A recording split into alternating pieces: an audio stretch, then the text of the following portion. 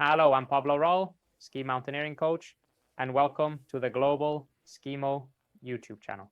As you already know, starting from the 2022-2023 World Cup, all athletes will have to run with bindings with brakes. And probably in the coming years, it will be a measure that will be implemented in all competitions and will be mandatory for any ski that must be equipped with a brake system.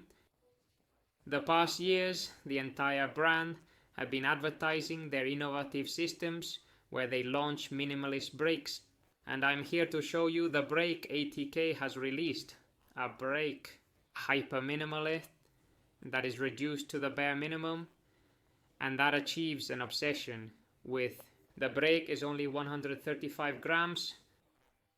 I'll show you how this ATK Revolution Brake works, where it holds the tip of the ATK Revolution, which we are already familiar with. This tip with just a small piece of furniture.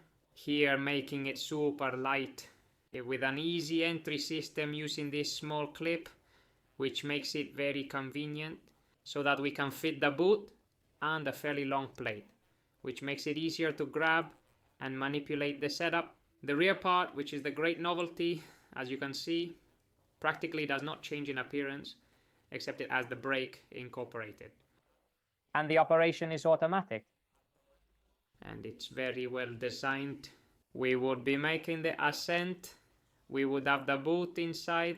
We got all the way to the top, removed the skins, and when we lifted the lid to lock the boot, automatically the brake activates and ensures the ski doesn't go anywhere. Once we put the boot into the rear inserts, the boot presses this small lever and leave the brake up, but in case of a fall, automatically jumps and it prevents the ski from rolling downhill. When we get to the bottom and finish the descent, it's as easy as just taking off the ski. Put the lid back on to perform the ascent, and automatically through a cable that runs inside the binding, lift and re-engage the brake. Blocks, so it doesn't require any extra movement when transitioning, which is really important. Since in competitive ski mountaineering, these are actions we have very well automated and maintained. That stage closure by blocking the brake is very interesting and definitely makes this rule change to mandate brakes. For athletes, for competitors, it shouldn't pose a big change in the way they handle the material.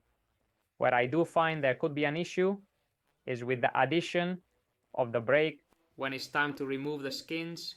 Normally we're used to reaching the top, getting to the transition, planting our poles on the ground and locking our boots. And usually we lift the binding cover before removing the skin.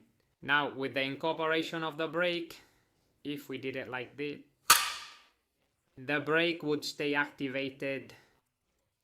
And when removing the skin, it could get caught in the brake and make the last pull difficult for us. Unless we cut them very close to the binding, which perhaps doesn't get in the way as much. So without a doubt, here we will have to adapt. We may need to modify, maybe change the order, and the lid lift later. Or it just occurred to me while I was recording the video, maybe it will pass, to lock the boot before removing the skin in such a way that the brake is already lifted. But only the tallest athletes with longer or more flexible arm who can manage to reach with their fixed heel to the tip of the ski will be able to do this. We will have to see how World Cup athletes adapt and what routines they start to implement. And we will copy them and try to learn all these new protocols.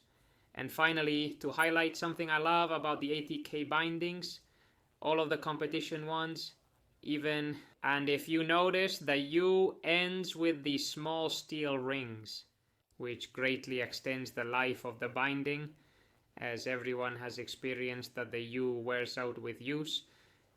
getting some nicks. And in this case, the wear, when the boot turns in, it is eliminated because it no longer happens by friction. The metal itself rotates and the boot enters, and not only the wear decreases a lot, extending the life, but it also makes the heel entry easier. And here, it didn't happen with powder snow. You have to keep stomping and stomping until the boot finally goes in. Well, this makes that entry much easier. I hope you liked this video. Give me a thumbs up for the update. This is the latest trend that's just hit the market. In fact, they've had it very hidden and very shaded during all these months, so the competition couldn't copy the system.